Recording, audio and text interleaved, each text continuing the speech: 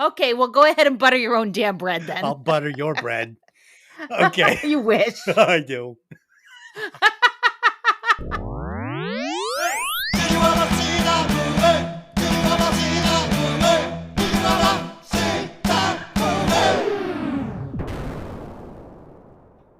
Welcome to Hey, did you ever see that movie? I'm your host, Des, and as always, I'm joined by my lovely little co-host, Lynn. I stuck a blender into his head and it killed him. And at that moment, I knew this was a good movie. And joining us again, the podcaster with a degree in terror, Tony. Hey, how's it going? Tonight, we will be discussing the 2013 horror/home invasion film, You're Next, directed by Adam Wingard, starring Sharni Vinson, Joe Schwanberg, and A.J. Bowen. As always, this podcast will contain spoilers, so if you haven't seen the movie, go watch it and then come back and listen to the podcast. I think we're like 100% on you not getting any names right in every podcast. It's awesome. I look forward to that. That's why the job goes to me. Please take a moment to like and subscribe if you're listening on YouTube. And if you're listening on Apple, please leave a 5-star review. Now, you people are fucking just must be sick, sadistic assholes because 225 views in a week and not one fucking like, not one fucking comment, not one fucking nothing. Just a bunch of freeloading, fucking movie loving, podcast listening, cheap ass fucks. So I'd like to thank you all for that. Okay, there you go. Well, that's going to get more listeners. Okay. Let's do some opening thoughts on this one. So opening thoughts. I had never seen or even heard of this movie. And honestly, after watching The Strangers, I really was not excited to watch this home invasion movie. The question is, was it any good? Sit back, let's find out. Tony, you recommended the movie, so I know that you've seen it. I did. I saw it at an underground film festival. I saw it at a film festival, and I love slashers. I love home invasion movies. They get into my skin. This one caught me off guard. I walked out of it I couldn't wait to see it again. And the funny thing is, every time I watch it, I forget how much I love it until it's over. Then I'm like, oh my God, what a good movie. Like, it's got blood, it's got humor, it's got everything in it, but we'll get to why I love it as we talk. Cool. And Lynn, had you ever watched a movie before preparing for the podcast?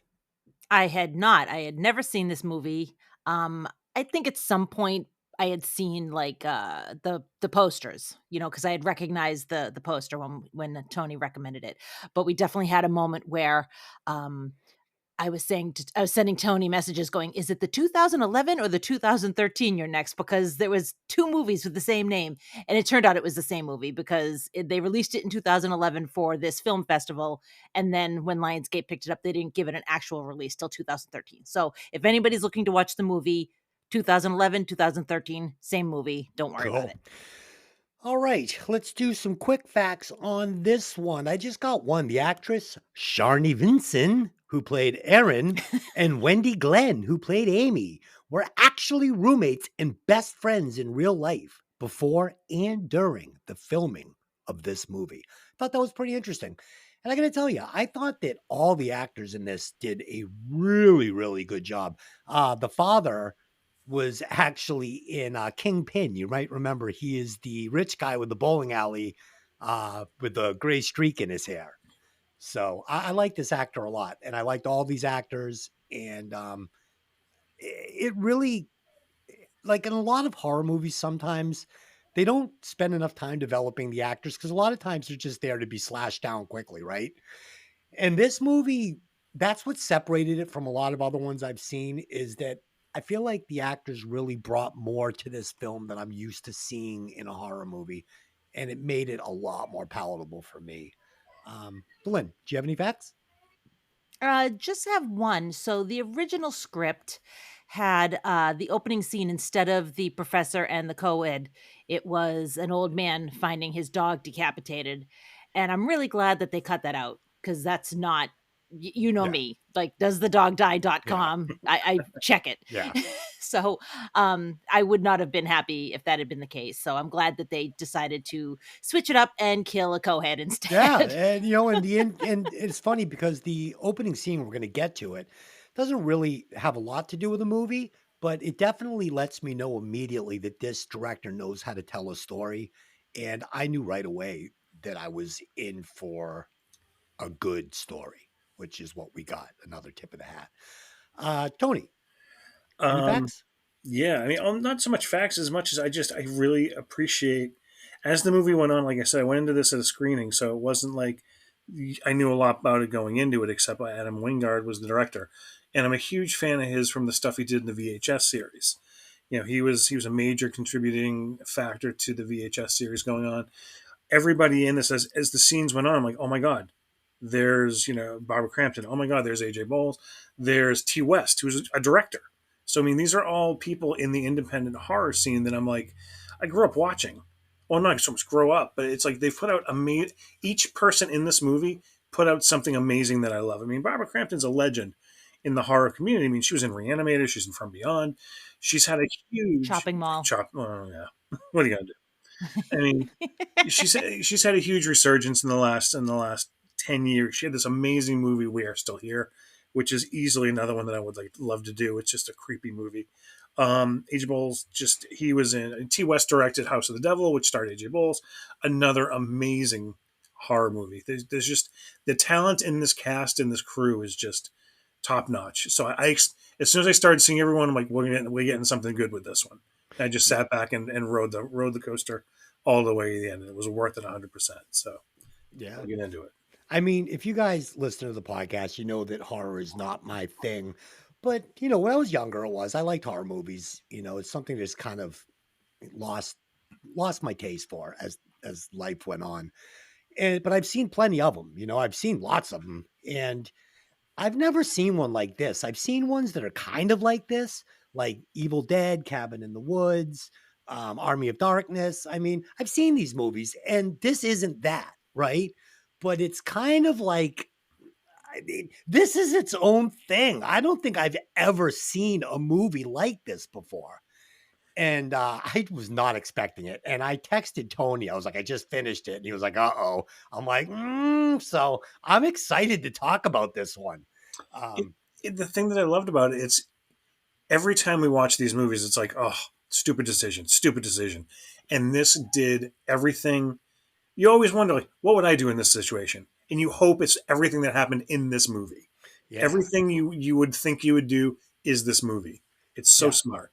Well, there's a couple of, but the director goes out of his way to give us a couple of fun moments that we're going to get to where you're like, what? No, you can't do that. And but it's like he knows. And that was what the charm of this was. Like, I felt like almost like it's like one of those little clicks, like if you get it, you get it. Like, I feel like there's people that have watched this movie that don't get it, that don't understand what the director was giving them. And they were maybe confused by it, or maybe didn't understand the intention of the director. And I felt like I got it. Like I was kind of like in an inside little click that gets this movie, which made it that much more fun for me, you know? So all right, let's do the box office. With a box office budget of just $1 million dollars and a box office gross of $18.5 million, dollars, this was considered a huge success for the studios. So there you go. Um, I was gonna forego the Fast Five because this movie is so long, not the movie itself, but the actual script that Lynn has working off of. But I did one for you, Tony. So since I All right. did, we're gonna go ahead and just bang right through it. It's just I for love you. I love Yeah, them. I know you do. That's why I put them together. So this one is just Fast Five Campy Horror Showdown, right? All right. I'm going to give you two movies. You're going to tell me which one is better. Number one, Evil Dead or Army of Darkness. Tony, which one's better? Evil Dead. Raw, Is that's cut and vicious. dry? Oh, without a doubt. Okay, I'm not a fan of the humor. I love the original Evil Dead. I hated the fact that Evil Dead 2 went a totally different direction. Told the same story with a humorous twist, and I get why everyone loves it. But man, that first Evil Dead, the first time I watched it, I was blown away. Like how vicious it was. cool. Number two, Cabin in the Woods or Fright Night. Tony, which one's better? Cabin in the Woods. Genius writing, awesome play on every trope we've ever made fun of. Everything about it is so smartly written, and the effects, the gore, the twist at the end, just a total downer of an ending. Sigourney Weaver shows up just to kick some ass at the end, and we're good. In and out, awesome movie. It's funny, Cabin in the Woods. There were a couple other ones we did that I really liked. The one we did last week, the hotel one. Not last week, but one we did a couple of months back about the hotel. Which one was it? What, Oh, Hell Hell House. House? Yeah, we've done a few that I've really liked. Again, not to spoil it, this chops them up like a serial killer. Number 3, Dead Alive or Jennifer's Body. Tony, which one's better? I hate to say I've never seen Jennifer's Body, and Oh, this I might be one Really? we'll have to do I if you've know never seen it. everyone says how good it is. I just never get around to it. It's one of those ones that just always falls off my radar. But even if I did see it, nothing. There are very few movies that will top Dead Alive in the sense that I had so much fun. It was literally I saw it at the Coolidge at a midnight when it first came out, and it blew me away how violent it was. And Mm. that was after seeing Meet the Feebles, which was Peter Jackson's first major movie after Brain Dead. I'm sorry, not Brain Dead. After Bad Taste, and it was a disgusting Muppet movie, and he went totally the other way with the disgusting zombie movie. And then the man wins all the Oscars for Lord of the Rings. So Godspeed. Can't wait till he goes back to the genre. All right. Well, we'll put this into the comments on YouTube. If one of you useless fucking slackers have ever seen Jennifer's Body and Dead Alive, why don't you put it in the comments which one you think is better? But I already know you're not going to because you're fucking here just to listen and not to get involved. Number 4, Leprechaun or Rubber. Tony, which one's better? Oh, Rubber. Nope. Leprechaun's fucking stupid. I've always hated Leprechaun. Everything about the Leprechaun series is fucking dumb as shit. And Awesome. I will take an exploding head tire movie any day. It's Perfect. literally a tire that makes people's heads explode. Without a doubt, it's a fun movie. All right. And last but not least, number 5, Sleepaway Camp or Killer Clowns from Space. Tony, which one is better? Oh, that's a tie. Okay, Sorry. I saved that Uh, one for last. I figured it would be a good one. You got to pick one. it's a total tie because I love Killer Clowns. It's such a fun movie. But man, the twist at the end of Sleepaway Camp, you can't. No one. You see that coming? Fuck you. You're lying. No one saw that coming.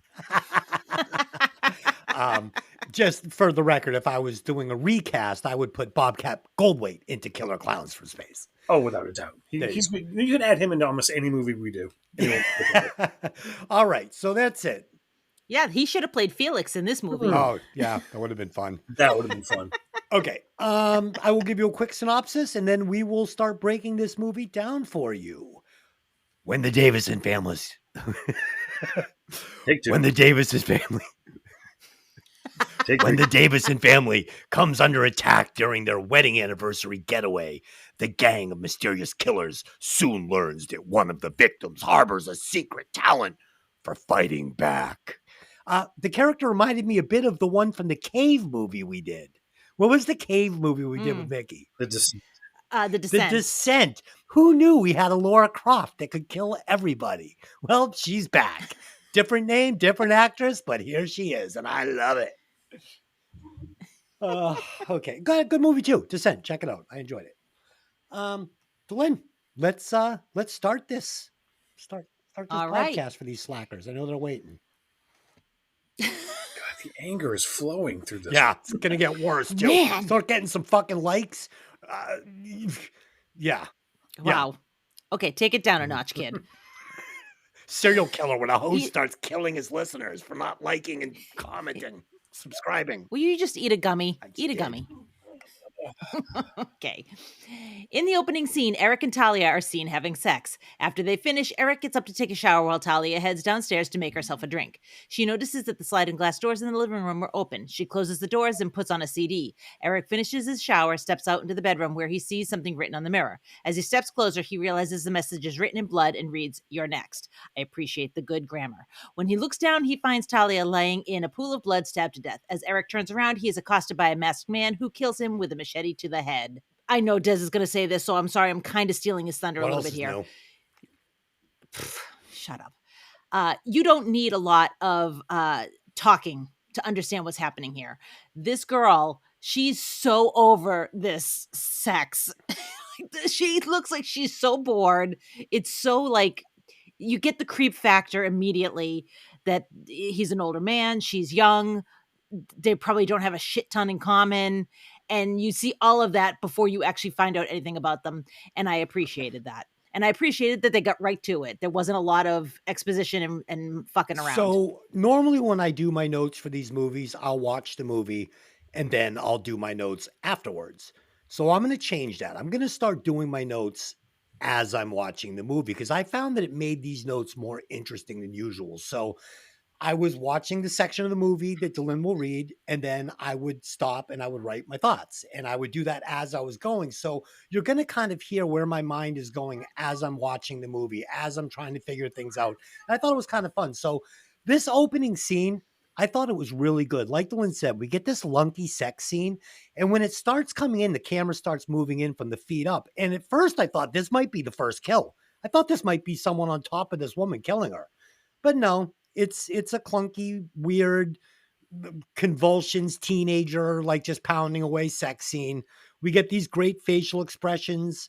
Like she said, describes the entire feel of the relationship without a single word of exposition. Um, and I'm hopeful at this point that we're gonna get some good storytelling. I'm almost relieved here. I'm like, oh, this is not what I expected from this movie. Um, I also like some of the subtle shots. For instance, we get this slightly, and he did this a few times in the movie. It's not slow motion, slightly slowed down shot of her pouring orange juice into a glass. And it's meant to look like blood. I mean, it's orange, but it's giving you that almost like foreshadowing. Viscous. Yes, like it's setting you up and it's meant to be that way. And there is so many clever, amazing shots in this movie that we're gonna get into. What an eye this guy has. And finally, unlike in The Strangers, we get an appropriately intimidating killer in this opening scene. Um, and this is something that I really noticed right off the bat. I appreciate that the director, he showed some restraint with this opening kill, both of them, with the guy and the girlfriend, leaving room for the horror and the violence to slow build and come to crescendo. You had to focus on that one. That was Use it in a sentence. Dylan, origin of country. Oh my god. I think it might be Italian. I could spell it, and I think it's Crescendo. Italian. But you know what I'm saying. A lot of these movies, Yes. 5 minutes in, you've already seen all the slashing, all the gashing. And where can you go from there? You can't go up. It just can go sideways. It just starts to go not here, baby. This guy knows how to dress the soup little by little. I don't make notes. I have not one note ever when we do these podcasts. This is all literally off the cuff from memory. Watch the movie enough, try to commit it to memory and go with it. So that's why a lot of times I'm just like, oh, I gotta focus. Um, I love it. I love the opening scene. Everything you said about it is reasons that I really appreciated it.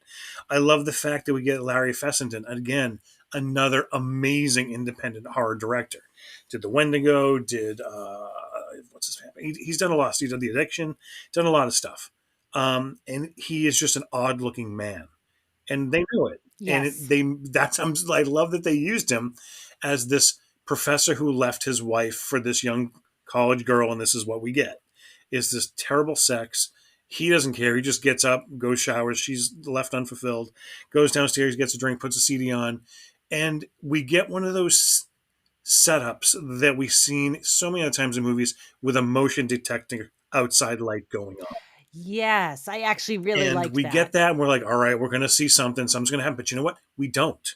And that's what I loved about it. The door was open. Shit, the call's coming from inside the house. We get Yeah. now we're combining tropes, which again, which way are we going to go with it? It keeps you off balance as the movie goes. And we're not even 4 minutes into the movie, and we're already getting a cluster of things that I know I appreciate in the movie.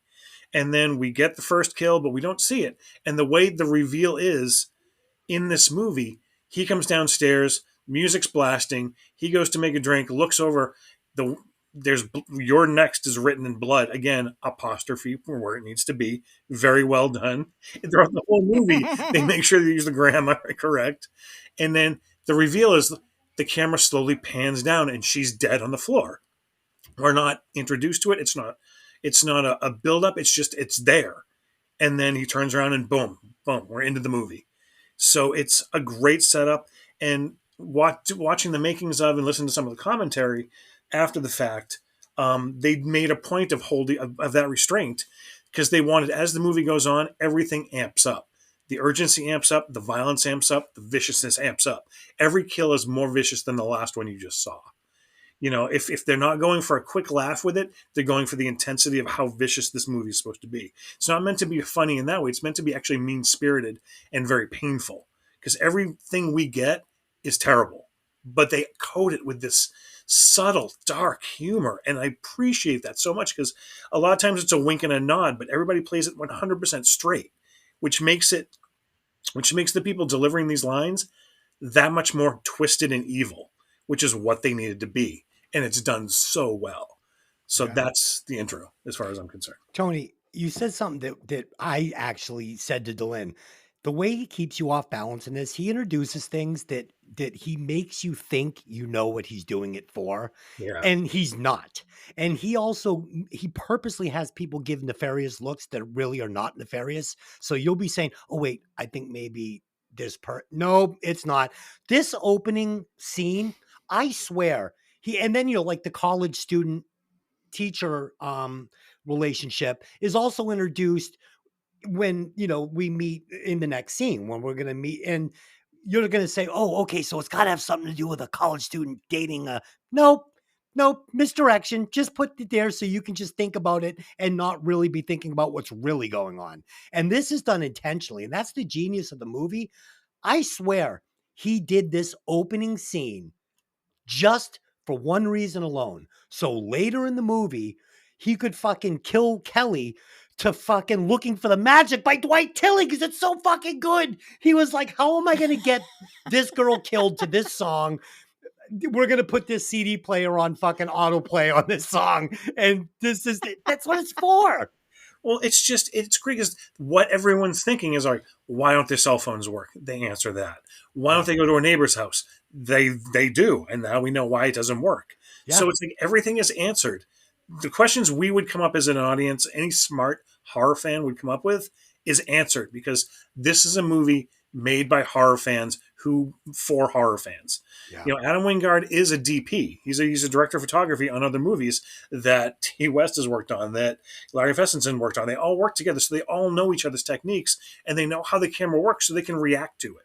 It's like everybody here is on the same wavelength all through this movie. There's very few moments where I went, "Oh, that was just an awkward line delivery. Oh, that was an awkward look. It was an awkward shot." They all know where to be, when it's going to happen, and what to do.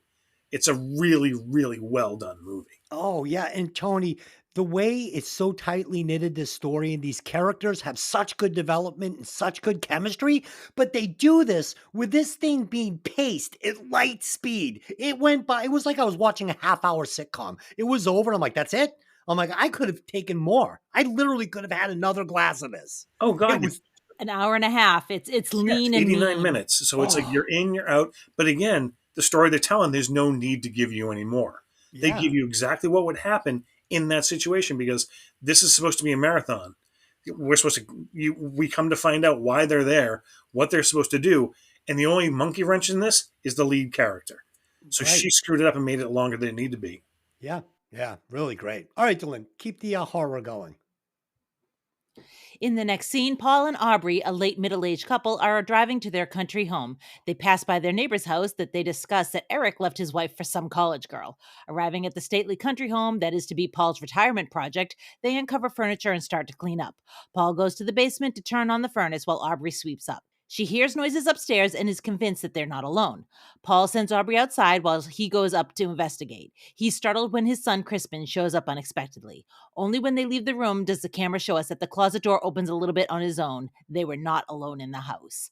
Paul and Crispin go outside to Aubrey, where Crispin's new girlfriend Erin is comforting the woman. Over the few scenes, we learn that the family is very rich and the rest of the siblings are coming for the next night for the parents' 35th 35th year anniversary celebration. I don't know, a tongue twister on that one. The next day, Drake and his wife Kelly arrive. Drake acts like a real jerk to his brother. Erin asks Aubrey if she can help at all in the dinner prep, and she asks her to go next door and ask for some milk. She goes to Eric's house. The loud music from the night before is on repeat, and she can hear it, but no one answers the door. The camera shows the viewers Eric's dead body sitting on the couch. Getting no reply, she leaves.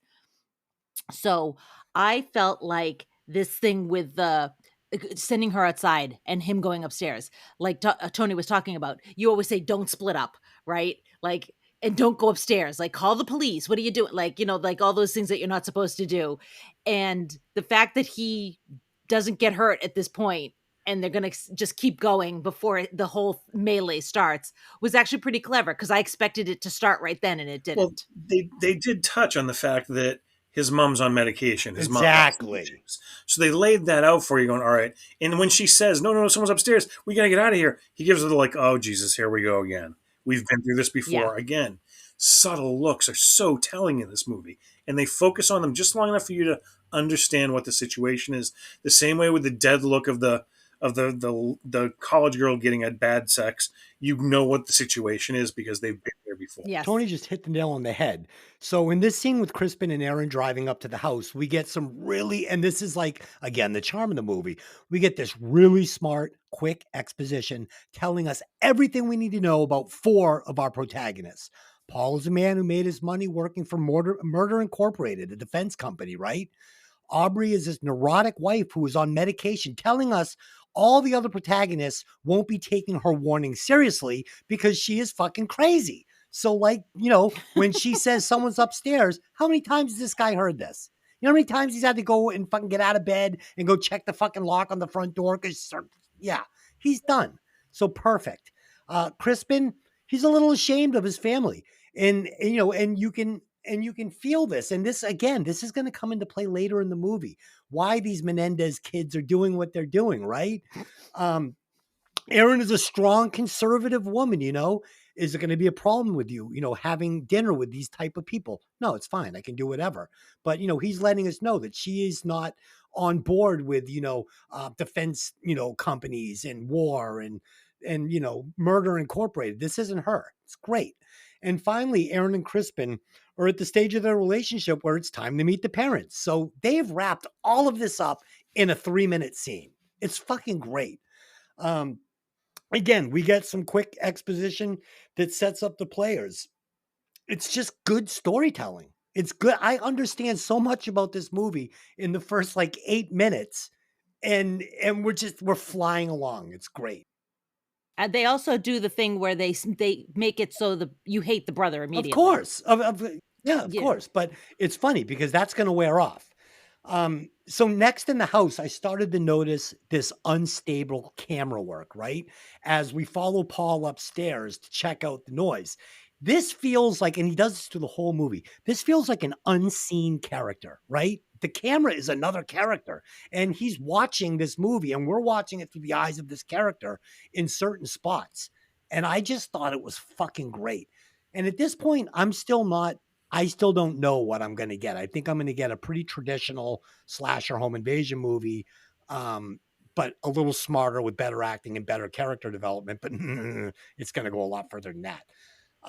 Then we get this really excellent jump scare from Kristen when he is followed by when Paul is going upstairs to check the noise, and Crispin's right behind him. Right, great jump scare. It got me. I was super scared. And then we get some comedy relief, right? Just a little bit. And then the shot of the door creaking open. Um, this, in my opinion, was a brilliant scene. Um, and I can appreciate this smart, almost comedic, multi-dimensional horror. And this is where I started to get the feel that I was going to be watching something I had never seen before. We go from the suspense of Paul going upstairs to the jump scare that you would get with Crispin standing behind him to Crispin giving us a little bit of exposition that is like comedy undertones, and then the creaking door opening, which is your creepiness. It's all in this 2-minute shot, and it's fucking great. Next, we meet Drake and his wife Kelly. And again, we quickly understand the relationship between the brothers here. And honestly, like I said before, I love all of these characters. And more importantly, I love the performances from these actors. It just feels different from what I'm used to seeing in these kind of movies. I care about these characters, and I've said this a million times in a horror movie, caring about the characters is everything. Whether you care about them because they're dying and you feel bad, or you care about them because they're getting killed and getting their coming ups because they're shitbags. The good thing about it, I think helped the situation along, is that Crispin, the brother and the sister, the director was friends with all of these actors and actually wrote these scenes and these characters with them in mind specifically. He knew their deliveries, he knew they're sarcastic, he knew the douchey brother had a douchey face and douchey the way he talked. So he Yeah, wrote these lines exactly the way they talk. it's So awesome. to have that in your mind, so if I was looking for like if I was writing a story and just needed this like total like misogynistic stoner guy, I'm like, oh, I know Des. Let me write this and cast him in this, and that'll be perfect. I mean, he has no idea what a good movie like Clue is, so let me write this movie with someone who's just like talks out their ass, doesn't have a lot of information, it's good, and we'll go ahead and write the script just for him. So that kind of situation, when you have a director, writer, actor relationship, it all works perfectly like this. And so you're right, it perfectly came across that way. The thing that I want to touch on really quick is this house. My God, this house is amazing. Mhm. It's another It is. character. It's this sprawling mansion that funny that they found. This thing was abandoned for what, like I think they said like 12 months. Like no one 12 12 years. years. Sorry, 12 I knew it was years. like this stupid crazy, and they happened to stumble on it. And like we could do this, and it's this amazing. Like there's levels, there's stairs, but yet I feel like they don't even utilize the whole house. I feel Mm. like Oh, that's where we no. could have gotten a lot of stock and slash. Could have got a lot more cat and mouse with it. But like you said, Des, they just wanted to keep this at breakneck speed, and they did a great job with it. So Oh, that's it's that's where I wanted to jump in with that. And speaking of Clue, there's one scene where everybody runs up the stairs and they shoot it from the top down, so you're seeing the top of everyone's head, and I literally was like, "That's Clue." And Des was like, "There was this scene and it was just like Clue." well now after Tony called me a misogynistic fucking asshole, which is true. I'm not misogynistic, but I am a complete dickwad. I don't feel so bad with the dig I take a Clue throughout this my notes. So we'll get to it. Um, And finally, when Aubrey, so I told you I wrote this as I watched it, so you're going to hear kind of what I'm thinking. When Aubrey asks Aaron to go ask the neighbor Eric for milk, I immediately question her motive because the director makes a Mm. point of having her make a nefarious face quickly. It puts it right on her. You can't miss it. And I say, okay, something's going on with the neighbor, between the neighbor and Aubrey. She knows something. She's involved. Nope, just a misdirection. It's a misdirection. And it got me off the breadcrumbs. It put me on the wrong trail. And I love that. It's great storytelling because I've said this so many times. I am already guessing. I am already trying to fucking get ahead of this director, and he's not going to let me do it because he's smarter than I am. Believe that or not. Uh, Oh, it's true. Tony, you got anything else on these sections? I mean, no. I mean, I think we've pretty much nailed it. I completely love the relationship between Crispin and his Glover. I have friends who are brothers who are like that. The one that just pokes and prods, and then when he gets a reaction, he like, I didn't do anything. I didn't say anything. What are you trying to say to me? It's like, oh, you're such a dick. You And like gaslighting even and the motherfucker. best thing is like he married someone who's just like him. Like there's a section that I think we're coming up to is like, they're just chatting in their bedroom by themselves and they're talking about Erin. It's like, oh, I just don't like her. She just doesn't like. She's just a catty bitch. Oh, did you hear that stupid Yeah, accent? it's just like these are the they think they're the rich people who think they're better than they are, and it just instantly made me go, I can't wait to see something happen to them. So You know what was weird? I swear when this movie started, Aaron did not have a British accent for like the first 7 minutes of the movie. And then all of a sudden, like, she's British? Like, I watched the whole car. Well, she's oh yeah, Whatever, Australian. same thing. No, not even Yeah, known for close. their streusel and and honeysuckle tea. Um, or shrimp on the barbie, either one. um, Outback yeah, no, I mean, Steakhouse. this whole intro scene with her and Crispin talking in the car. I swear there was no fucking accent. I don't know. I'd have to go back and check. Um, There was an okay, accent. Glenn, keep it rolling, mate. Later that night, the rest of the family arrive. Brother Felix and sister Amy have their significant others in tow: Z, a moody emo chick, and Tariq, a documentary filmmaker. Sitting down to dinner, it doesn't take long for the conversation to turn uncomfortable, with Drake mocking Tariq's documentary underground film and then pressing for information about how Crispin and Erin met when Crispin was still a professor and it being inappropriate. A huge argument starts with everyone putting in their 2 cents and yelling over one another. Tariq gets up and sees something out of the window. While he's looking, an arrow bursts through the glass and strikes him square in the forehead. As he stumbles and falls dead, the scene is thrown into chaos. Screaming and crying, everyone getting low to the ground. In the melee, Aubrey is standing near a window and Drake rushes to put her down, taking an arrow in his back. The family makes it out of the dining room where they tend to Drake's wounds. Everyone checks their phones to try to call 911, but none of the phones are working. Felix mentions that whoever it is might be jamming the signals. Erin sends a text message to 911, knowing that the phone will continue to try to push that text out even if it only gets a sliver of service. Amy volunteers to make a run for one of the cars, but when she does, she hits a wire across the outside of the door and it cuts her throat so that she bleeds out in mere moments. Aubrey breaks down after watching her daughter die. Paul comforts Aubrey as he puts her in bed and leaves her in the room, locking the door behind him. That's a bad idea, but okay.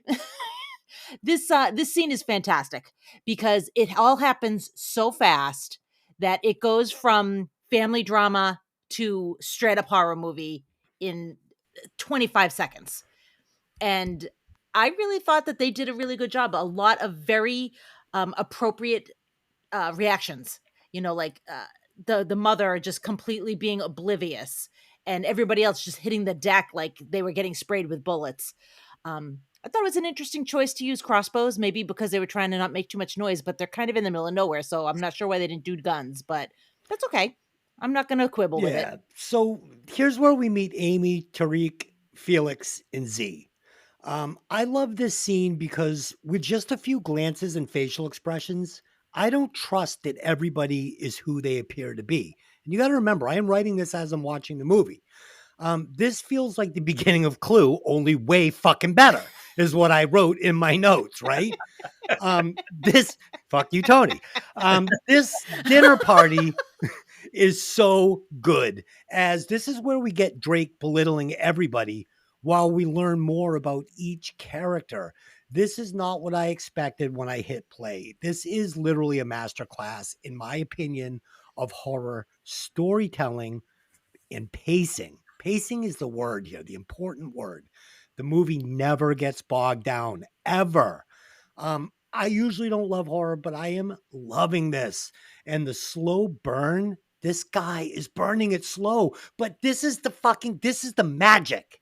It's a slow burn, but it's going so quickly and so fast that at this point, I am actually excited for the antagonists to start killing people. And that is not like, I'm usually not like, oh, I can't wait for the slashing to start. But here, I was like, all right, okay, I want to see how this guy is going to present it, because I can just tell he's going to do it differently. And he does.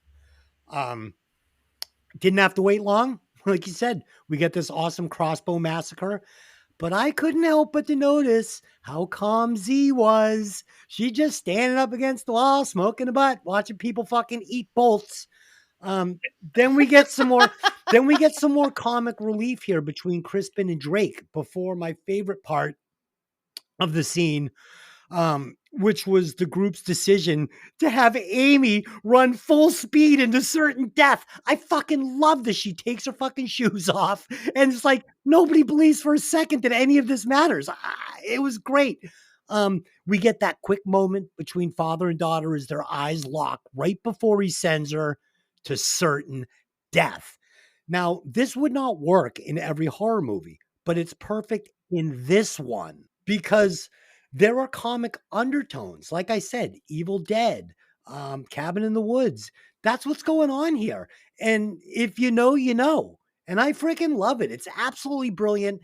And the best part of the scene is she goes flying through that door and you expect she's going to take a bolt in the chest or the head. Nope. They put a piece of fucking razor wire across and she's going to fucking slash her own throat. Bravo. Fucking bravo. And finally, this is where Erin starts her hero arc, right here at this moment. And this is where the movie switches gears. It goes from like fast to faster and from good to better. I love, love, love, love that they got T West to be an independent documentary director, and just talk about the Yes. independent scene, and just because that's well, I really like commercials. I mean, that's the reason I watch TV is commercials are just small documentaries, aren't they? Just Yeah. the view that a filmmaker wrote that is just hysterical to me. Because somebody probably said that to him at some Exactly, and point. his rolling of his eyes, like, oh, here we go again. Oh yeah, and then having the Drake say all the shit he says, like, there's no nobility in being a starving fucking write something that'll make you some money, you hippie fuck. I think he actually says that. I just love it. I love that they got T West to do it, Ty West, whatever. However you pronounce Oh, so good. so good. And then yeah, just him. And again, it's subtle. We're so focused on Drake poking Crispin and them going back and forth, and the family trying to de-escalate. We don't even notice that he's gotten up and walking over to the window, going, "What is that? What is that?" Until we literally focus on him, and the way it happens, it's a ching. We hear the sound of the glass breaking. We see where the glass broke, and then all of a sudden he's stumbling back as we don't even see what's happened yet. And then they focus on his face, and he's literally an arrow sticking out of his head, and So that's good. literally chaos. Everybody jumps. Aaron, make sure you're running by the windows with the chair in front of you. She knows what to do to block it. Right there, you start to see, whoa, she knows what's going on. Maybe she's the person who did it. But then again, like you said, Z is calm, eye rolling, totally something going on with her. And what's her boyfriend's name? The Felix. Felix, the one who's like, "Oh no, you should definitely run." Telling his sister, even though like the two big macho brothers are like, "I should go, no, I should go," and this little young sister, "Why don't you ever believe in me?" And it was like exactly family dynamics. I mean, it's funny because we're in the middle of this chaos. She's doing that, but you know what? That's something a family would do. She would say like, "No one ever believes in me. Why can't you believe in me for once?" Fine. Felix is like, "You know what? You should definitely run. That's a smart idea." Yeah. Knowing what's coming outside. Yeah. Well, not only that, but he initially says everybody needs to run Yeah. because he's hoping everyone runs out and he takes out 3 or 4 of them at a time is what he's hoping Yes. for. Yeah, he's definitely sending. He's at that point. You're not looking for it because you don't know where this is going. But second, Yeah. third watch, you're like, "You fucking bastard! You're literally setting this up."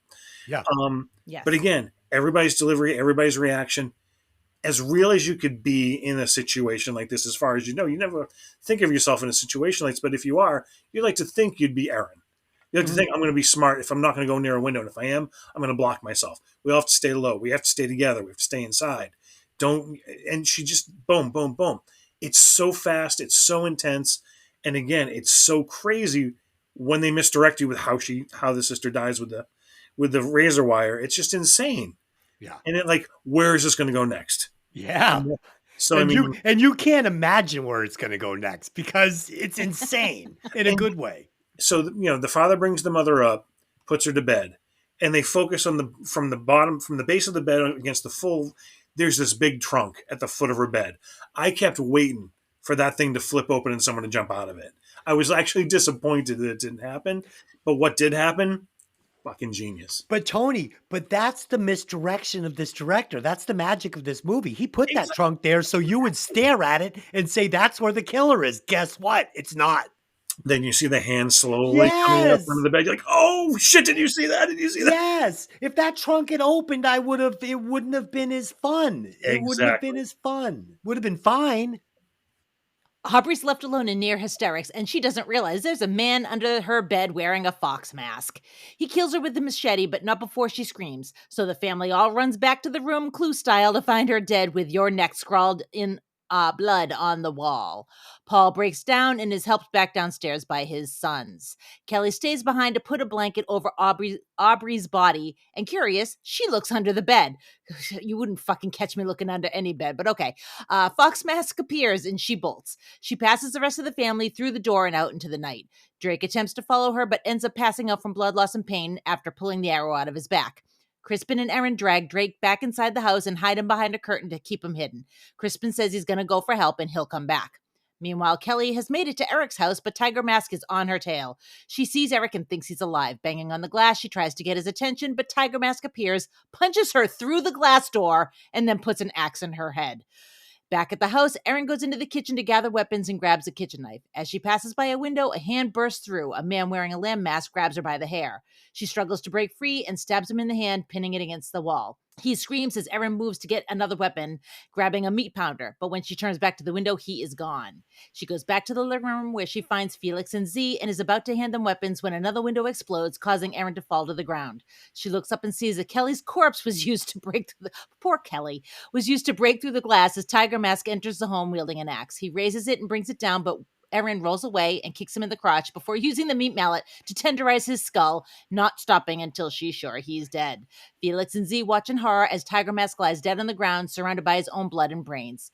Eric reveals his face and asks if they know him, and they both say no. Paul grabs a knife, heads back upstairs, seeking revenge for his wife's death. Erin notices that he's gone and goes to find him, but Felix and Z offer to go get him instead, and Erin heads down to the basement to look for more tools and weapons. There's a lot here. I know I covered a lot of ground here, but I actually felt really kind of bad for Kelly. She really she goes through two windows. Her poor dead body is used as like a prop. It was a poor thing. I feel bad She for her. deserved, she deserved it. She was a bitch. She needed to go. Right. Okay. I'm glad I let you get that in. Judgmental fucker. So for me, this is where the movie split into two parallels. On one parallel, we have the killers picking off the family members. And on the other one, we have Erin slowly picking up steam by taking pot shots at these killers.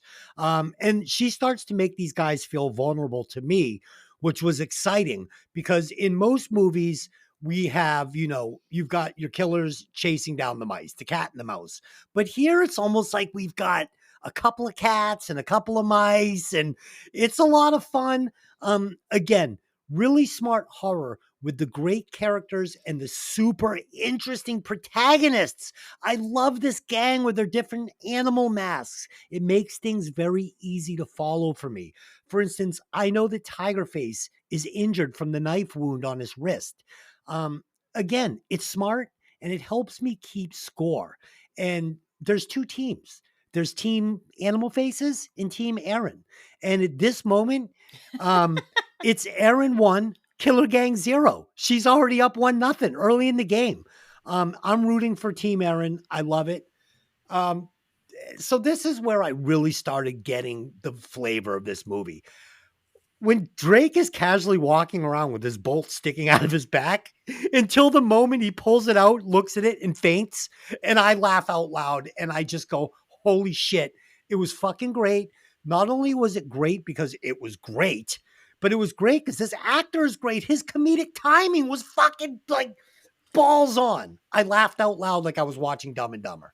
Well, he kept bumping it into things, and that's what did it. Like he tried to chase his wife out, caught it on the razor wire, and like oh damn, and then realized it was still in him. Like oh yeah, I'm hurt.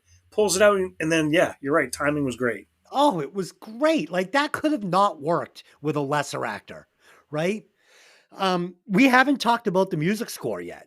And it is fucking awesome. And it shines so bright when Kelly is being pursued by the killer through the woods, set to this fucking bass line. Oh, as a musician, I really appreciated this.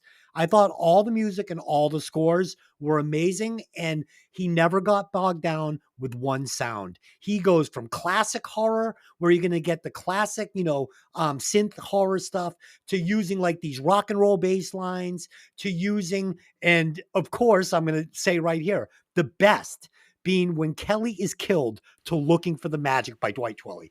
This is fucking awesome. I absolutely loved the use of sound in this movie. I love that and remember, I'm writing this as I'm watching this. I love that our lovable character, Crispin, he disappears into the night, leaving me hoping to see him return in the final scene, which he basically does. But the way I was seeing here, I said to myself, okay, this is a trope I've seen before. This is Matt Hooper. This is Jaws. He dives into the water with a spear gun, and he's going to show up at the end when everything has been resolved, and it's going to be like, here's lovable Hoop. That's not what we get, right? So again, this director is he's feeding me like I think I'm this smart guy. Like, I got 150 movies. I know movies like that. Do you? Okay, Hooper. We'll see.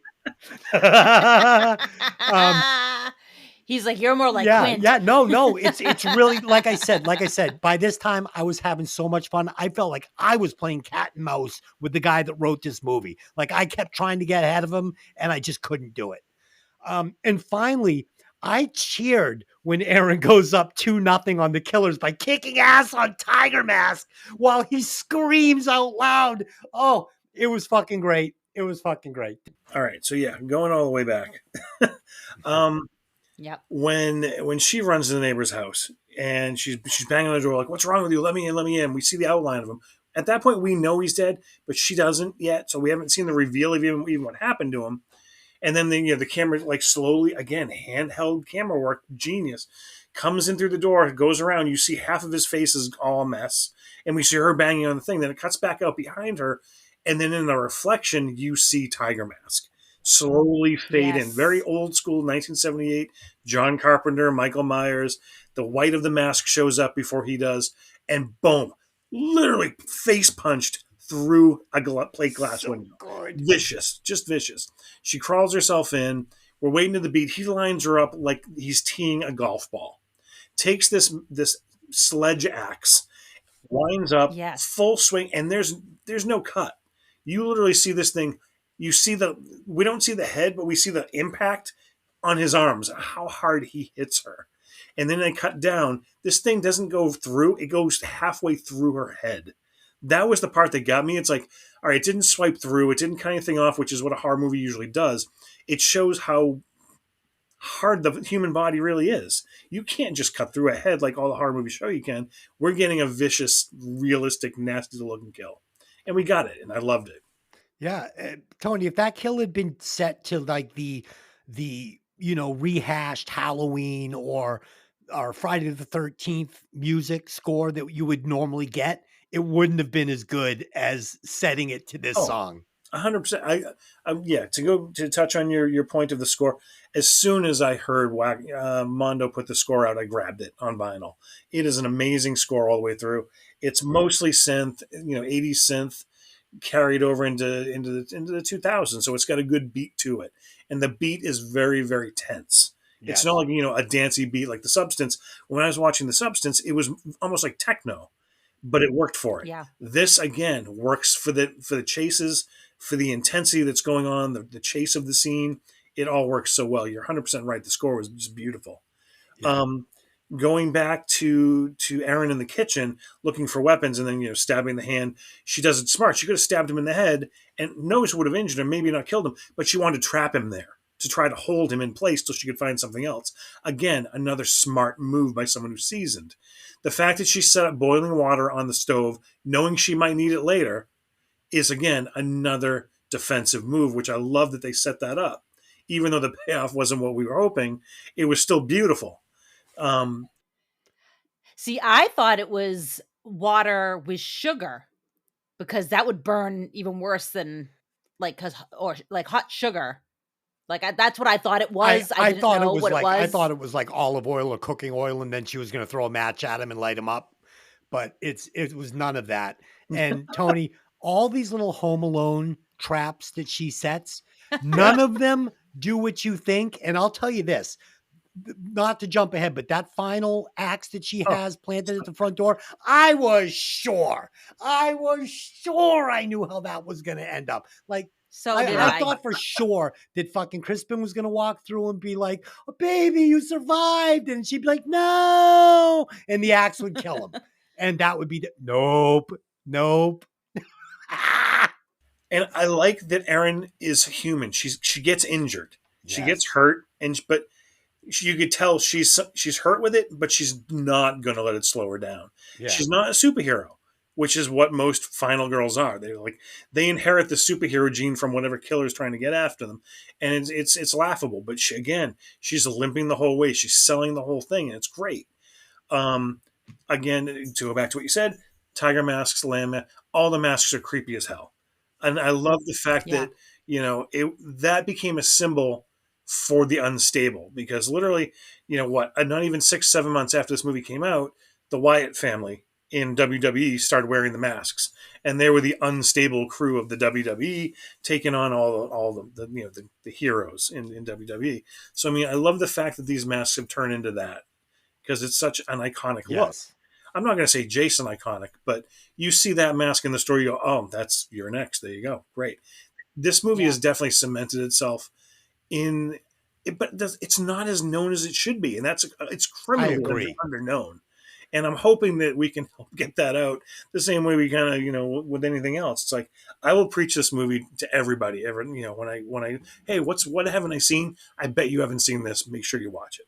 See, I think the problem was now this is one of those movies, if it had been marketed correctly and they had let me know that this was gonna be comedy. It's not comedy. It's not comedy. It's It's not not though, it's, like, comedy. It's sneaky sneaky. comedy. It's sneaky. Like the trailer would have to have some of that flavor. So I would say to myself, okay, I've never seen anything like this before. I got to see what this is about. But I would watch this trailer and be like, oh, it's just going to be like the neighbors, or I mean, the strangers, or Right. I've seen this before. I don't need to go see this, but I did need to see this. And that's what I think worked for it is the fact that all the horror fans went and saw it and then were blown away by it and started spreading the word of it to to normal people. Yeah. Like this isn't you. Yeah. You think you've seen this? You haven't seen this. No. Please watch it. Yeah. Yeah, no, it's worth it. If you don't like horror, it doesn't matter. Watch it. If you actually are turned off by slasher movies like I am, doesn't matter. Watch it. The mother's death. I'm sorry.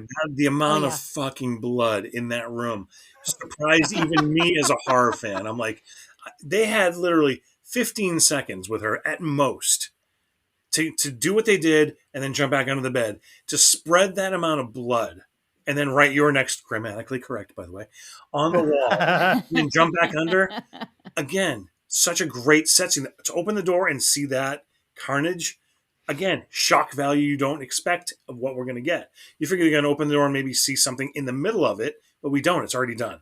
She Yep. literally has a machete Yeah. sticking out of her head in bed. And it's Yes. so mean spirited and well done. While upstairs, Paul searches for the other assailant and finds a sleeping bag, bottled water, and even a bottle filled with piss, revealing that somebody's camped out in the closet for a few days. He's startled by Felix and Z, who try to convince him to come back downstairs. Just as Paul reveals that he knows they're being targeted, Fox Mask appears and cuts Paul's throat. Felix and Z seem cold, and there is no sympathy for Paul as he bleeds out on the floor, giving us our first taste that there is treachery afoot. After Paul dies, Fox Mask walks up to Felix and Z. Felix asks Fox, why did he do that in front of them? Then it's revealed that the assailants are working for Felix and that he's after his inheritance, which is worth millions. Downstairs, Lamb Mask finds Tiger Mask dead on the ground. Enraged, he flips the dining room table. Erin hears that downstairs and grabs a screwdriver and hides behind the basement door. Drake has awoken and comes out into the hall just in time for the Lamb to see him and attack. Erin runs from the basement and stabs him with the screwdriver before he runs out of the house. Erin tells Drake that he blacked out. He asks about Kelly, and she doesn't want to reveal the truth, so she just says she doesn't know where she is. Felix and Z come back, and Erin tasks Drake and Felix with collecting more tools from the basement, while Z and her make nail boards booby traps. Z asks where Erin learned all of her tactics, and Erin reveals that she was raised in a survivalist compound. Z picks up one of the boards and is about to drive the nails into Erin, but stops when Erin turns around. Downstairs, Felix reveals to Drake that Kelly's dead, and then as Drake breaks down, he yells at his brother, who stabs him a bunch of times and yells at him to die with zero sympathy. So this is where, like, this was comedy. Like, won't you just die? This was really hard on Yeah. me. Like, that was some peak comedy right there. Like, and if you didn't realize you were watching a funny horror movie before, you know Oh, now. yeah. So I have suspected Felix and Z right from the start, right from when we first meet him at the door and she's smoking the butt, nefarious looks, absolutely, from where they don't move when the bolts come through the windows. Um, so this is heightened when Felix misdirects Aaron to the basement to look for the circuit board, where he knows it's upstairs because he goes right up and fucking uses it. And this is confirmed when Paul gets it machete style in front of Felix and Z. And I am having fun trying to figure out what this inevitable twist is going to be that's coming up. I know it's coming, not just because Delin said it, because you can just feel the direction this movie is taking you now. And now I'm really trying to figure it out. Um, of course, we get the revelation that Tiger and Lamb are very close. I wrote probably brothers if I had to guess. Again, building to the suspense and forcing me to think and put my mind into detective mode. I'm having fun. It's making the movie go by quickly because I'm participating in it. And finally, we get another encrypted scene where Drake obviously knows who Lamb is. And my mind immediately goes to this is an elaborate Menendez brother type plan to get mommy and daddy's money gone horribly wrong. And I wrote, it's also feeling like a double cross. So at this point in the movie, I'm now on to what he's doing, but he's still going to do it very cleverly. Um, You mean yes. Felix? Okay, you said No, Drake, so Drake. sorry. you I got me meant confused for a Felix. second there. Yeah, and then we get this hilarious scene where Felix kills Drake with every single tool on the bench. It's a screwdriver, a fork, a fucking drill bit. I mean, it's fucking hilarious, man. It's awesome. And then, like you guys said, he delivers that final line. You just fucking die already. This isn't easy on me, Tony. Yeah, I mean, when the dad dies in front of them, I remember the first time I saw this, I really didn't get it. I was still on the like, all right, obviously Z and Felix are just off. There's Yeah, something here with them, but I really didn't put two and two together. Like they're in on it. I mean, I figured maybe Z was because of just the way she was looking, the way she was acting. Felix is just he's just one of those wide-eyed guys anyway. So maybe he still didn't have a clue. But the fact that their dad's throat gets cut, they stand there and they're just watching it. I'm like, that's a weird choice for that direction. Let's see how this goes. And then when he walks up to, he's like, why'd you have to do that in front of me? Jesus Christ, it's my dad. I'm like, yeah, okay, and that's the reveal. And, even before we get downstairs and he shanks his brother, like you said, with every tool on the bench, which again, I don't know. Every time I watch it, I'm always like, oh my god, this is so vicious. Like I keep forgetting, and it's again so good because Drake is literally like still confused. By the time the second and third one go in, he's still looking at his brother like, "What are you doing? yeah, How could you do this to me?" The acting so good, and finally, until he actually says like, "Why don't you just die? Do you know how hard this is for me?" It's like there's the dark humor that I yeah, loved Yeah. was being delivered, and again, not a wink, not going for the we know what we're doing here, the meta kind of filmmaking. It was done in a very this is meant to be serious. Like, dude, this is really messing me up. Why can't you just die? yeah, It's super straight, it's super dry, but it's super Yeah, funny. because it's just the way his character is. It's just he's just this. I need to kill you. You need to die now. Why won't you die? Um, yeah. That scene really gives me the flavor too of like the Dark Knight, where the Joker is killing off his crew as they're going. yeah. Kind of like that was the flavor it was giving me, and that's when I really started, knowing where we were going. I mean, the one thing I forgot to touch on because it was the last section, but when Erin kills the first guy, and she literally picks him up, pulls him out, and goes, "Anybody you know him?" Again, matter of factly, but done so dry. I giggled at it. I'm like, "Oh my god, Yeah. how vicious is she?" Anybody know It's this like guy? that's what I couldn't wait to find out her history because it's like she's done this before. All right, Hmm. what are we going to get? What reveal are we going to get? And then And doesn't Felix say something like, "Well, it's kinda hard to yeah, tell it's kind now." of hard to Hard to tell. tell now. So I mean, again, so good, so good. I Yeah. mean, it was around this time you started losing track of not who was where, but what the layout of the house was. Like, all right, they're in this room. How could they not hear? How could they not hear that happening? It was like some of that was bugging me a little bit. The fact that Z Right. and Aram were nailing things while he's getting killed downstairs. It I didn't know where it was going to. I think this is the area that was a little gray for me. The fact that Z winds up to hit her and she's didn't see it, didn't even think of that.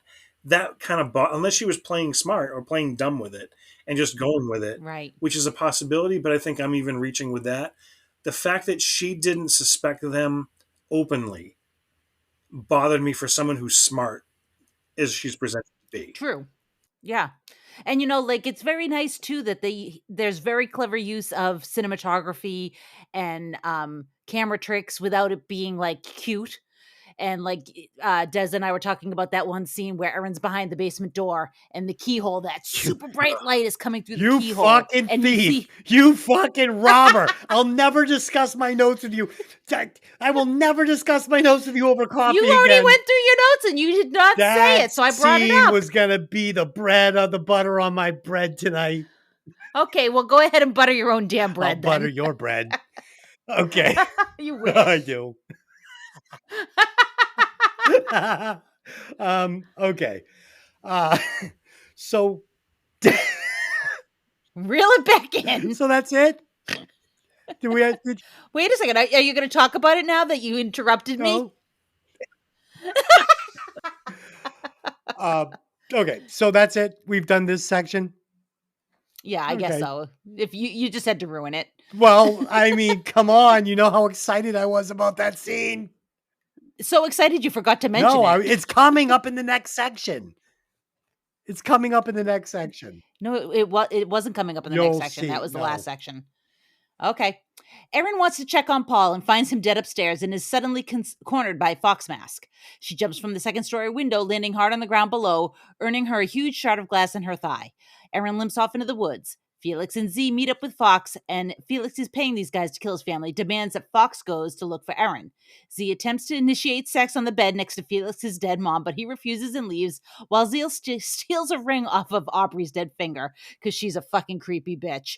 All right. Outside, Erin tries to pull the glass from her leg, but realizes Fox is right there and runs off before he can shoot her with another arrow. She heads back to the house and hides behind a curtain to tend to her wound. Lamb Mask crawls through an open window and steps on one of the nail traps. Felix, Z, and Fox hear and return to the room. Felix complains about Lamb bleeding on the floor and leaving DNA. Lamb, enraged, grabs Felix and shoves him against the wall, shouting about Erin killing his brother. Felix offers more money to Lamb and Fox if they can finish the job. Erin, hiding behind the curtain, hears all of this when suddenly her cell phone starts to beep. The sound gets everyone's attention as Erin fumbles for the phone. That the text message to 911 is finally gone through. Fox goes after Erin again, but she punches him in the throat and takes off into the house. The rest of them give chase as she doubles back through a broken window. The others run into the woods for her, but Lamb sticks his head into the open window, earning him a knife in the head, and Erin takes his axe. Felix, Z, and Fox split up to search for Erin, with Felix taking the crossbow from Fox. While inside the house, Erin sets up a booby trap with an axe and a brick and yarn on the front door, but Fox comes in through the broken window and she's forced to run yet again. In the basement, she breaks all the light bulbs and sets up her camera to flash every few seconds. Fox approaches the camera and she attacks him from behind, hitting him with a block of wood and again beating the bag out of his head until she is sure he is dead. That's a lot. Yeah.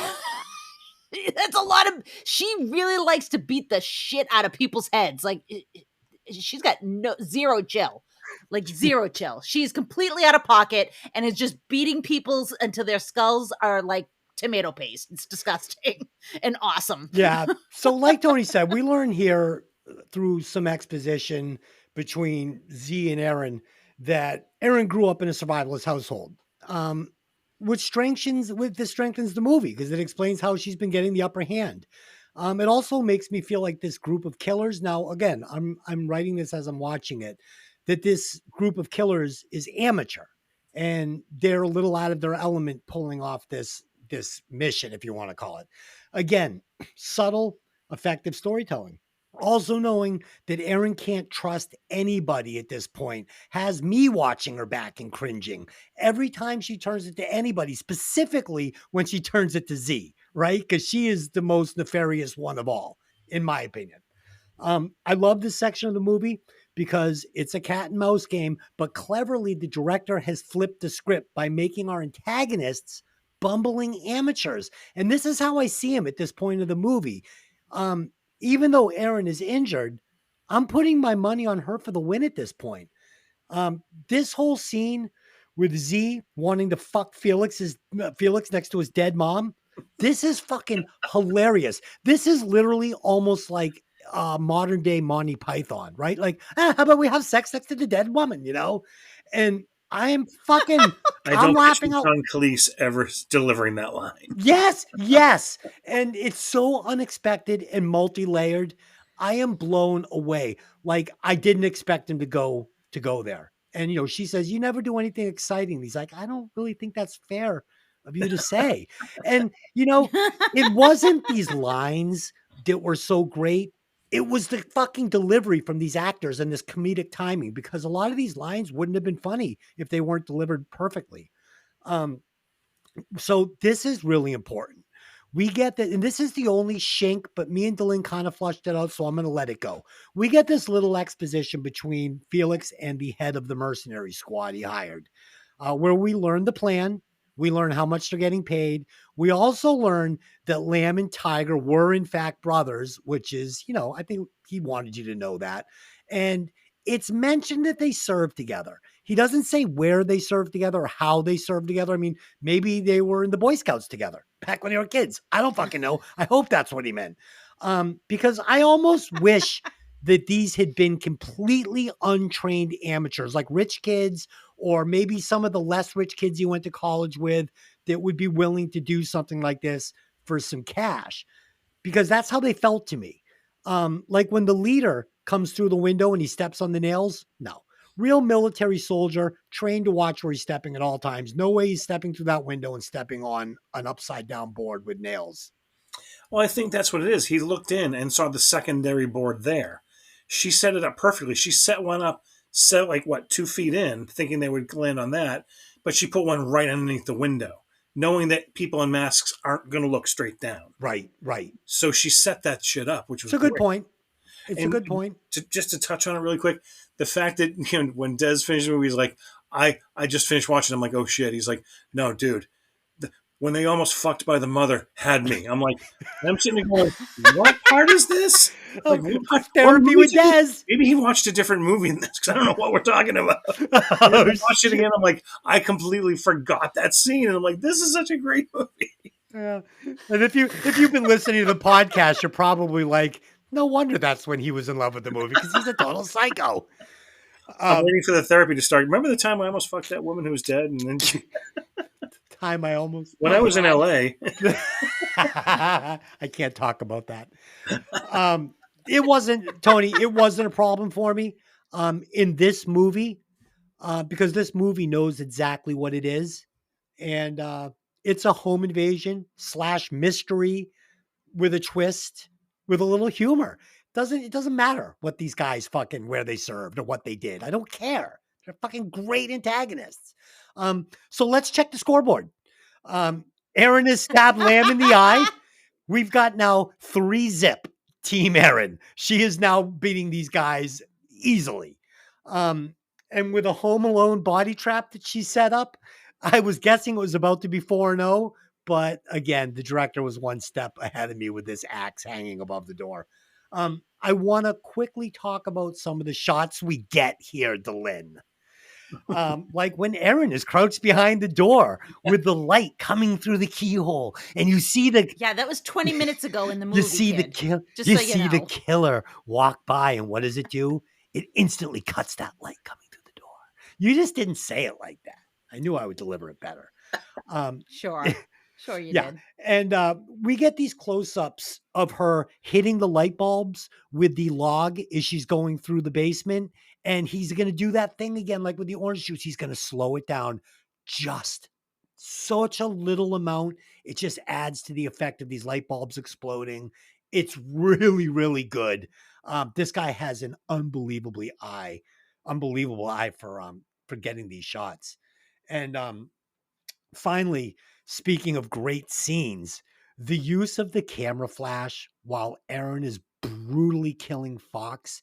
This is beyond good, and it starts off very erratic, but I noticed the producer brings it all into perfect time by the end, where each shot lands right on the flash, and it doesn't start like that. Oh man, it's almost like bringing an out of time beat into perfect time. As a musician, I watched this and I went, fucking brilliant. Fucking brilliant. Oh, reminded me of the hallway scene, Tony, in Hell House, where the flash, the The stroke. strobe, and you're catching one scene in each strobe. Oh, so good, Tony. Talk about it. Yeah, I mean, just everything about when we're getting the confession from the soldier, Right. from after he's been injured, and this is my brother, blah, blah, and Felix just trapped up against the wall. You see what a mouse he is, Oh yeah. which Yeah. totally, again, Weasel. watching the makings of and hearing some of the commentary, even though they don't spell it out for you, even the director's saying like, "Oh yeah, Z was the one who got him the murder. She was the one who knew these guys." Oh yeah. So we don't have a history. We never get that like laid out for us. But he had no idea about this plan. She put it together for him. She contacted these guys. She's like, "Here's my boyfriend. Here's all this. This is what it's going to be." She was the brains. Tony, let me ask you this now that you want to present that to the audience. Do you think if they had pulled this off, he was next, like 3, 4, 5 years down the road, maybe less? After they got married, yeah, without a Yeah. doubt. Okay. Yeah. She's, she's a complete Black Widow. You She kidding me? has no interest in this guy. She's going to get this money and then he's going to have an accident. Yeah. Well, my thought, and I had said this to Des, was I'm actually a little disappointed that they made Z like this emo goth girl. Like, make her Betty Homemaker looking. She's kind, she's sweet, and then she turns on the dime, and you're like, oh shit.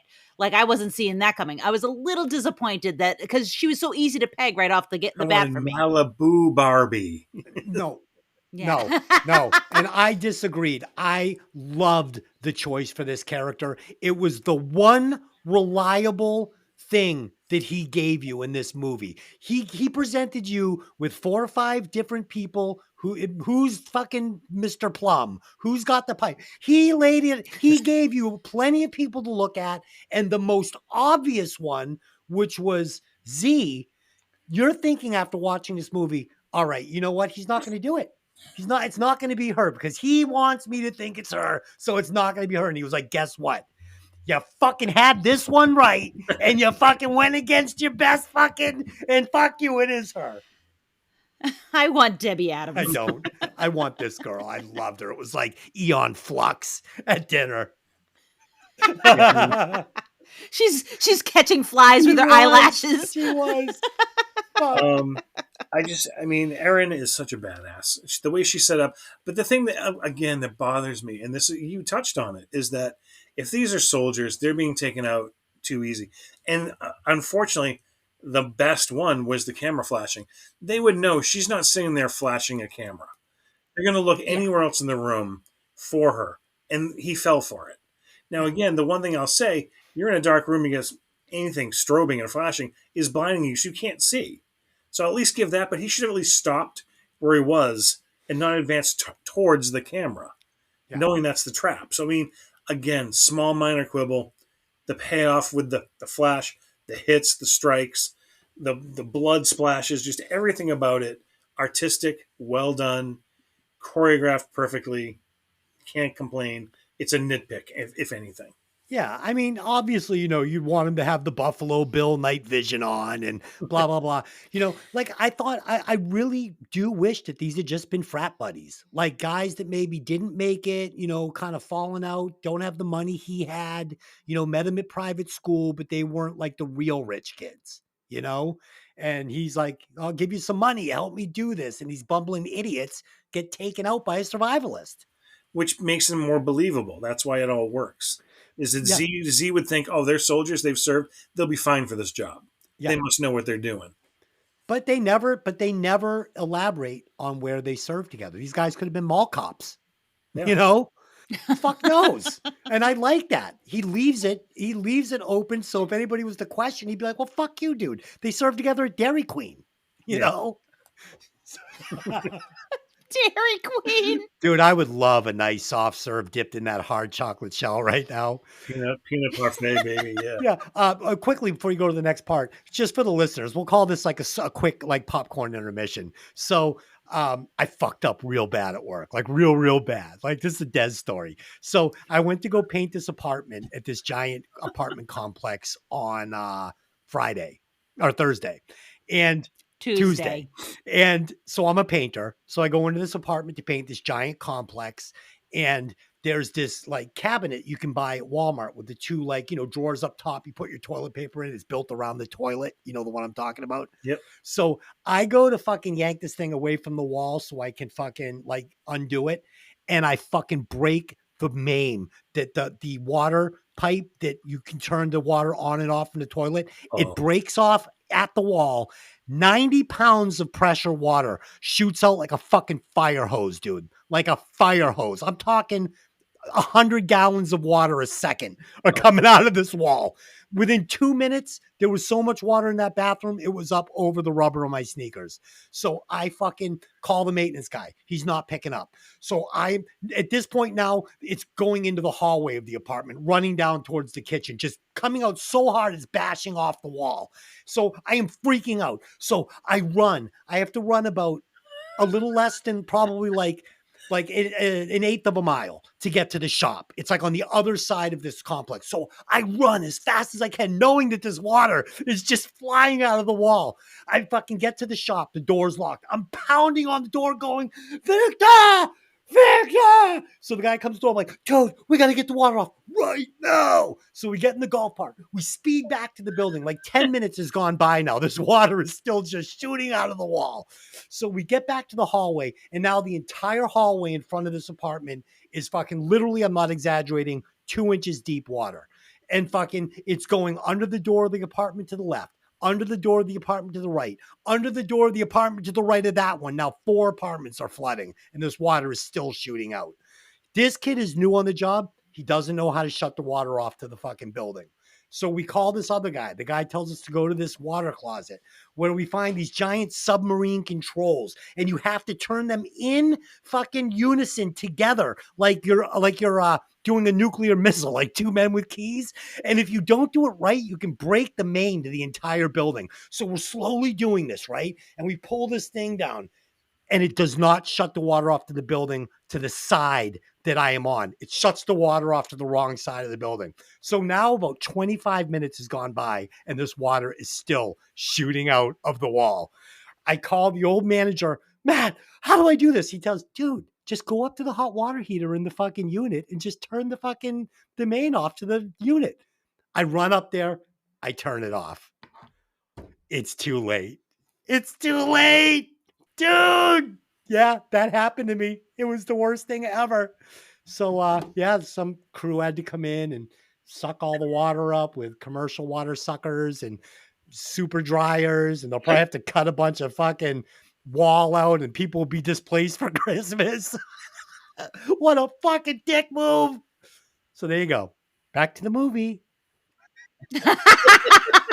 I was waiting to see how this is going to tie in. It just doesn't, right? It doesn't. It doesn't tie in at just all. put yourself in that position. You're at work, 9 in the morning, and this happens. And the people were home in the units that were flooding. They were coming out screaming at me, please, mister, shut the water off. And I'm going, I don't know how. Do you still have a job? Yes, I do. Yes, I do. I've worked at this complex for 11 years, and I've never had an issue. And the plumber said that the fitting was PVC, and he said after 15 years that shit gets brittle as fuck. And with 90 pounds of pressure, water pressure pushing on this, you hit it the wrong way, that can happen. So people at home, be careful, because this was a big fucking deal. Yeah, use metal fittings when you can. Put yourself in my shoes. My heart was probably going 250 beats a minute. I was destroying an entire building, ruining 4 families' Christmases on the Grinch. But keep going. It was worth it. It's entertaining. It was worth it. Tony, I've literally heard this story like 18 times since Tuesday. And I add a gallon of water to it every time. It's on the vinyl podcast. It's on this podcast. Oh man, it's something else. Okay. He also power washed the skin off his chest. I thought I had a melanoma. Look at Tony. That's it. Tony's done. I thought I had some sort of skin cancer. It turns out I just power washed a sore onto my chest. We have a angle it. How did you do that? Because he was using the shower head that has like the psst, and he would stand with it as hot as he could right underneath it. It was hitting him directly in the sternum. And he was like, what is this thing on my chest? What's going on? And I'm like, oh my God, I don't know what that is. Yeah. And then he was sitting in there one day with it pounding off that spot. And he was like, oh, I wonder if that's why it hurts. Cleared right up. This is a whole new level of therapy with Des. Keep going. That'll be Okay. $25 to your I'm copay. not safe to be in public I now. I'm know, not I safe know, to be in public anymore. It's I getting know. there. I'm literally gonna start like a book, and I Oh, think I can release it someday and make a bunch of so money, funny. but we'll Yeah. see. All right. In the living room, Erin picks up a knife, but she doesn't see Felix outside. Sensing that he's out there, she rolls out of the way just as he shoots with the crossbow. Realizing they missed, Z takes the crossbow and stalks Erin. She catches up to her in the kitchen where they fight. Felix enters and stabs Erin in the shoulder with a knife. Erin grabs a blender, smashes the glass over Felix's head, places the exposed blades on the top of his head, wraps a cord around his neck, and turns the blender on. Just that, I don't know if I've ever seen anything quite like that before. Then she stabs Z in the head, which felt a little anticlimactic. Exhausted, she sits between the two and hears the phone ringing in Felix's pocket. She gets it, and seeing Crispin's name on the ID, she answers the phone without saying anything. She hears Crispin on the other end asking Felix if it's over. He enters the house, continuing to talk to whom he believes is Felix, but it's her listening, exposing that he was involved in this entire conspiracy. He turns and sees her with the phone, and he claims that she was supposed to be left alive as a witness with nothing to gain, quote unquote.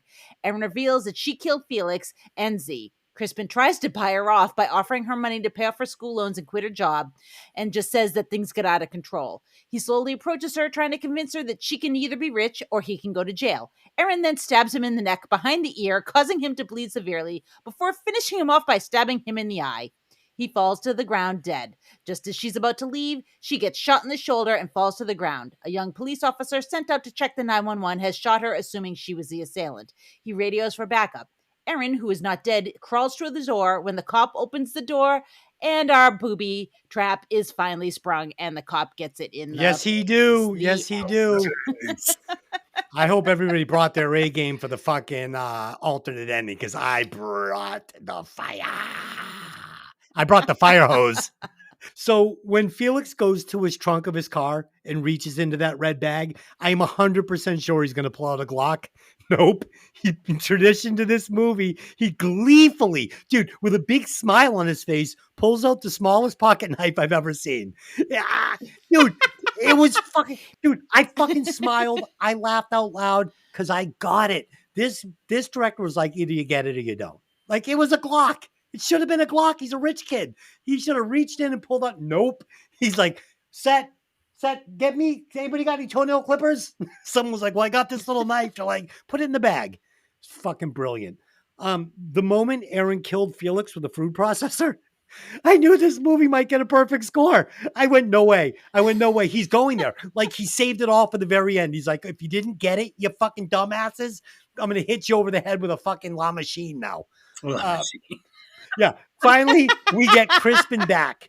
And when he asks Erin, where's Felix? And Erin replies, I stuck his head in the blender and killed him. And Crispin says, oh, okay. All right. I fucking laughed out loud. This is solid gold. But then the director's going to go one step further when Crispin basically proposes to her like they might have a future. It was, dude, it was fucking great. And finally, we get the final kill that Delin said.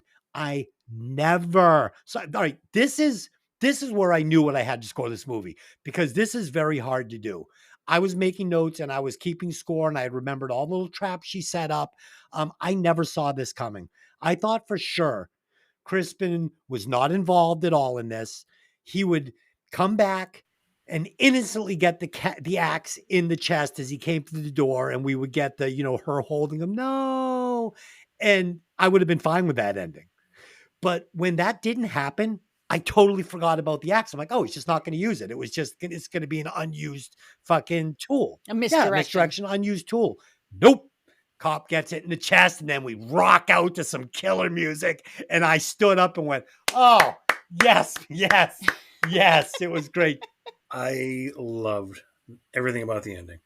I love how vicious it was. I love the fact that, like you said, he waited till the end to give us the harshest stuff. I mean, don't get me wrong, meat tenderizing someone's head until it squishes is pretty good. So good. Don't get me wrong, but when she's fighting Z, turns around, he gets stabbed, grabs the pot, the boiling pot that we saw earlier, throws it on him, and he's just like, that wasn't even hot. I'm like, fucking genius. That So was so good. smart. So And then good. Yeah, she smashes Scissoring him in the head hot. in the face with the blender, which is if you those glass blenders are heavy, so you know Oh, that hurt. yeah. Wicked. And then when she turned it over, I'm like, they're not gonna, and she plugs that shit in and then presses down, and it's not even blood. It's like you could tell it's creamy brain. It's so It's like fun. pale pink. It's like so good. Like, and then she turns around and funny, comment. Her, like you said earlier, her and Z are literally best friend roommates when they made this movie. Like they knew each other before the movie. So her turn around and not just stab her in the head, stab her in the top of the head Yeah. I loved it. hard. And it sinks 3 or 4 inches down. And Z just does that fluttery eye thing, which you figure that's how a person would act, getting stabbed in the brain like that. Falls back, and it's a vicious scene. Like so vicious. Yeah. And then the phone rings and it's Crispin expecting to be talking to Felix, saying, I couldn't stick around. It's too much for me. I told you this was going to happen, like the pussy that he is. I just couldn't be Yep. here. There was too much blood. I couldn't do it. And then she knows, and we know. And it's such a gut punch that you don't see coming. It was so Because you good. care about the character. He genuinely felt like a good guy. So Right. it was the opposite. You were like, no, Crispin, say it isn't so. My fat little fun friend. And then he comes in through the window, which is like smart. He's smart. And yeah, we get the confession, we get the proposal, we get the well, it's like We'll go to you could get rid of your Paris. student loans, we could take care of it. In 2 weeks we could be in a whole different place. Her expression doesn't change. Her movements, nothing happens. And swing, and he's done. Right in the back of the ear. Not in the Yeah. face, not in the chest. Perfect, like Godfather style. Right in the Yeah. back of the ear. Takes him down, shoots him, hits him in the eye with the thing, and it's done. The gunshot happens. I'm like, motherfucker. Who did we forget about? There's the cops. I'm like, son of a bitch, it's a Night of the Living Dead ending. We're literally we're gonna kill the hero. And I thought that's what happened. And then we get the awesome, here comes the booby trap. Again, same as you. When I literally remember it being in the theater with the audience and the axe lets go, comes down, and it cuts to the blood splattered your neck. The entire theater cheered of how good that ending was. Yeah. And that was it. It's like, forget it. When you say, oh, I hope you brought your A game, there is no other A game. That is the perfect ending It to this was. movie. So Yeah, and then, of course, when you get into the credits, there's her picture and it says "suspect" with a question Yeah. mark. So, obviously, I thought that was pretty Yes. cool too, right. that, she ends up getting picked up for this whole I was going to thing. get to this. The fact that the end credits, when they're going through the credits, they're going each person. They show their death scene. They show it's like a police photo of their death. Yeah. That's how we get Yeah. everybody introduced. I'm like, that is so good. It was. It was magical. The whole experience was magical. It was the yellow brick road. I loved it. Yeah, there was 1 second where I thought maybe Aaron would take Crispin up on his. He's like, everybody died. You went through all this, you know, like you want to just fucking like, let's make a deal. Let's fucking go to Paris. $500,000. I would have been like, all right, let's wait for the police. Okay, so that's it. We have broken down your next. I hope that you guys enjoyed the discussion. Let's head over to the recasting couch. We'll recast it and then we'll do our alternate endings. I will not let you down on this one, I hope. So I would recast Sharni Vinson, who played Erin, with Rashida Jones from The Office, who was Jim's second girlfriend, the brunette. Just because they look so much alike, really reminded me of her. Definitely. Tony, what would you do? Um, I actually recast just because I would love to see a name in this movie. I cast the dad as Harrison Ford. Oh, cool. I would love to see it because he has that bumbling time. In like the what was the Michelle Pfeiffer movie where he kills the wife, and like he has that role down as like the caring older dad, and he could have a good delivery, but to have him in this no budget movie would just make it would put it to another level. Like Harrison Ford's going to live; he's a hero, and they wouldn't kill. Holy shit! They just killed Harrison Ford midway Yeah. through the movie insignificantly. So I Yeah. mean, that's the only Yeah. thing I could think of is like everyone else. I can't replace them. They were all too perfect. Dude, the casting was perfect in this movie, and the acting was very strong for a bunch of people I didn't recognize. And the one thing I want to say is the only actor I recognized was the dad that I knew from Kingpin. And that really helps me get lost in a movie when I don't know any of the actors from anything else. They're just who they're telling me they are. You know, I love that. Dylan. So I kind of went off script a little bit. I also recast the dad, but I recast the dad with an actor named Bruce Abbott, who was also in Reanimator with Barbara Crampton. So I figured it would be like a little mini That's cool. reunion for them. So that's why I picked That's Cool. cool. him. I like that Creative. idea. That's good. All right, let's do the alternate endings. Then we'll score this thing and log it. As if we'd end the movie like that. Yeah. Let's do the Scooby-Doo ending. Good call.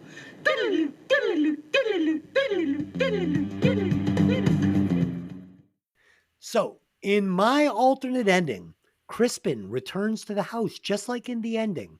But in my ending, it's revealed that he and Erin aren't actually a couple, but rather he hired her, an ex Special Forces Ranger, to execute the double cross for $1 million. 1 year later, we see her receive her payment, but it's only $500,000 from Crispin, who tells her that's all she's getting. She reluctantly agrees, takes the $500,000. Another year passes, and Crispin arrives back at the now totally refurbished mansion from the beginning of the movie, where he finds the words, "You're next," written on the front door. I That was like good. it. Thank That you. was good. Thank you. I like I'm it. good at this. I was saying to Lynn, if you listen to the old episodes, I was like, that was fucking cool, man. I liked when, like, I thought that was funny when he did that. Like, those were my notes. Like, I actually can review a movie now. Tony, what do you got for an alternate ending to this gem? Well, Amanda, what's an Aaron, Yes. does actually kill him. I'm sorry, doesn't kill him, and they actually go through with it. And again, same kind of thing. She gets double crossed by him after they get married. She does ends up killing him, takes the money. Unfortunately, she can't deal with the guilt. Turns into a junkie. Changes her name to Amanda. Can't deal with the guilt. And then she's visited one night by a man named John who puts a mask on her head, and she has to basically cut a key out of her lover's stomach, and she turns into Jigsaw's partner. guys, you can't see him. I'm watching him on the screen as he's making this up as he's doing it, and either you get it or you don't. Tony, classic. Classic. I love it. Okay, very creative, especially for right on the spot. That's what I do. So I think All this right. week I might have your number, but go ahead. Yeah, you Sounds might. good. Yours is pretty good. You've been on fire the last All right. 3 weeks. All right. So I'm backing the movie back up to where Erin sets up the booby trap. From there, she's attacked by Felix and Z. Meanwhile, Crispin has taken a huge bag of money from his father's safe and a box full of expensive jewelry. He tucks it into the trunk in case things go sideways. Erin dispatches Felix and Z and returns to the front hall to find Crispin with the axe through his big dumb head. She takes his keys and drives off just as the police pass her, unaware of the treasure in the trunk. Ooh, that's pretty good too. It's not bad. It's not bad. Ooh. So, what you Want to split the difference on that one? You lazy fucking no good listeners could fucking put in the comments on YouTube which alternate ending was the best. Like you could start like doing a little work, maybe contributing a little something to the show, right? Besides just showing up and leeching off my fucking hard work. Wow. All right. You're really making friends and influencing people, fuck them. huh? It's been 160 episodes and they're not doing shit for me. Okay, first of all, it's not 160 Oh, yes, episodes. it is. Go check on YouTube. Go check on YouTube what episode we're on. It's not 160. What is it? Honey. What it's like is it? 116. No, bullshit. Go look. We'll wait. Tony and I will wait.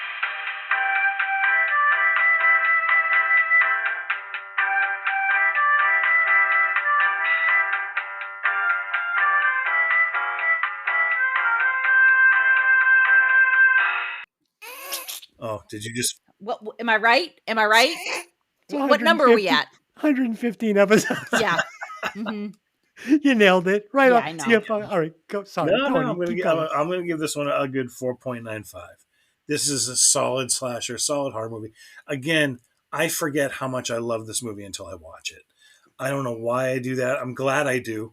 It's like I'm watching it for the first time every time I see it. And I'm always blown away by how smart it is, how well acted it is, the shots, the atmosphere, the humor, the full on just 0 to 9. Like it hits the gas and doesn't let up. It really doesn't.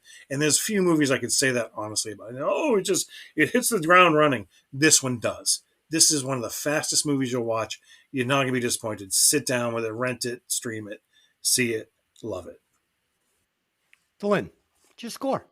So I ding a little bit for some of the things that we discussed, like the stuff about whether they were mercenaries or they were ex-soldiers. I don't know. Like that kind of felt a little bit wonky, but it's a small ding. I'm going to give it a 4.555. 4.555. So horror, not my thing. You guys know that, and I won't watch this movie again because I don't watch horror movies. Doesn't matter how good they are. But it is my job to judge it for its body of work and what it is.